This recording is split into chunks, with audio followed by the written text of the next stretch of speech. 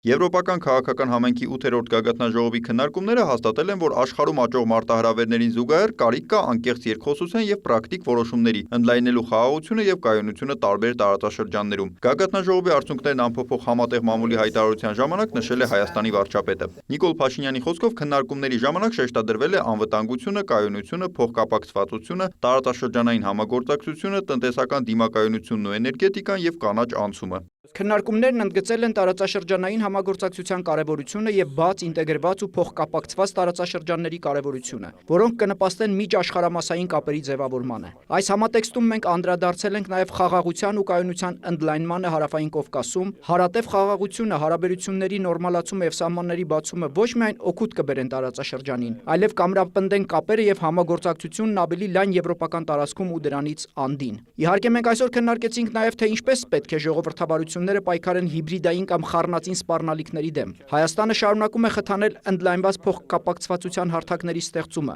ավելի լայն տարածաշրջանում։ Տվյալ գագաթնաժողովը վերահաստատում է, որ եվրոպական քաղաքական համայնքը ոչ միայն երկխոսության հարթակ է, այլև հարթակ վստահության ամրապնդման եւ առավել լավ համակարգված ու առաջահայաց եվրոպական օրակարգերի իրականացման հնարավորություն։ Ես վստահ եմ, որ քննարկումները Երևանում կընդլայնվեն այս գագաթնաժողովից անդին, միաժամանակ նաեւ կամրապնդեն մեր գործակցությունը եւ փոխընկալումը։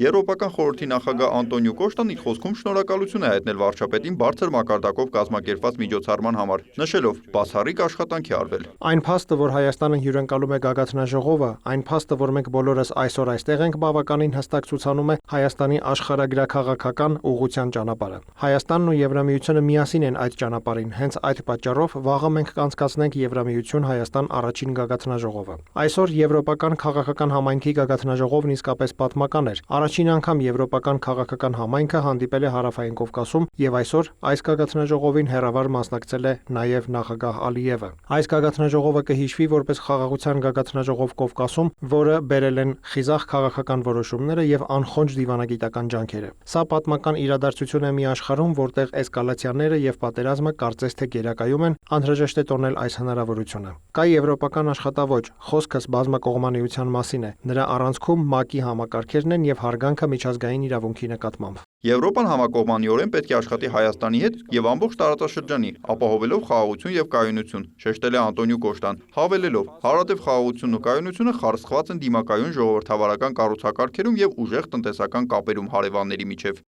Այդ պատճառով այսօր Եվրոպական քաղաքական համայնքի գագաթնաժողովը շեշտադրում է պայքարն օտարերկրյա միջամտությունների դեմ ժողովրդավարական գործընթացներում եւ ընդգծում փոխկապակցվածության ուժը ստեղծելու փոխշահավետ տնտեսական գործընկերական հարաբերություններ։ Միաժամանակ շարունակում ենք հետապնդել արդար հարատև խաղաղության նպատակն Ուկրաինայում։ Հենց այդ պատճառով աջակցությունն Ուկրաինային մեր ուշադրության առանցքում է նույնպես։ Այսպիսին էր ուղերձս նախագահ Զելենսկուն այսօր։ Եվրամիությունը կանգնած է Ուկրաինայի կողքին այնքան, որքան հարկավոր է, հասնելու հարատև արդար մնայուն խաղաղության, հարգելով Ուկրաինայի տարածքային ամբողջականությունը։ Երկրորդը, մենք պետք է հաշվի առնենք Ուկրաինայի անդամակցության հնարավորությունը, բացելով բանակցությունների հարթակը հնարավորին չափ շուտ։ Ցանկացած քննարկում, որը վերաբերում է խաղաղությանն ու կայունությանը այս աշխարհամասում, պետք է ընդգրկի մեր համախոհ գործընկերներին Եվրոպայի սահմաններից դուրս։ Այսօրվա գագաթնաժողովը այս տարածաշրջանում ցույց է տալիս, որ Եվրոպայի աշխատավոճը դիվանագիտությունն է, բազմակողմանիությունն է եւ հարգանքը միջազգային իրավունքի նկատմամբ, եւ դա արգասաբեր է, դա նպաստում է խաղաղությանը։ Միջոցառումը տպավորել էր նաև Իռլանդիայի վարչապետին։ Հայաստանը կարողացավ բազմաթիվ տաղանդներ ցուցադրել՝ մշակույթից մինչև սնունդ, ԱԹՍ-շոու։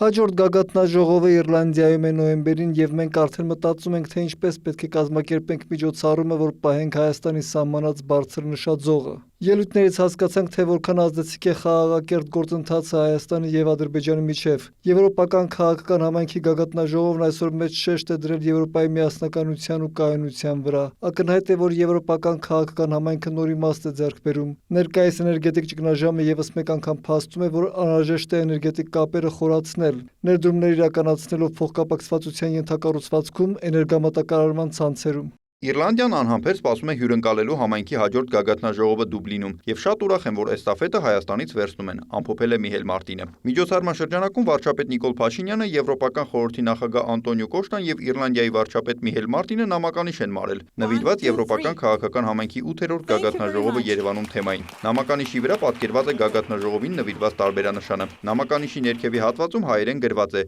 ԵՔՀ գագաթնաժողով 04-05-2026 Երևան։ Նիկոլայ Ավետիսյան, լուրեր։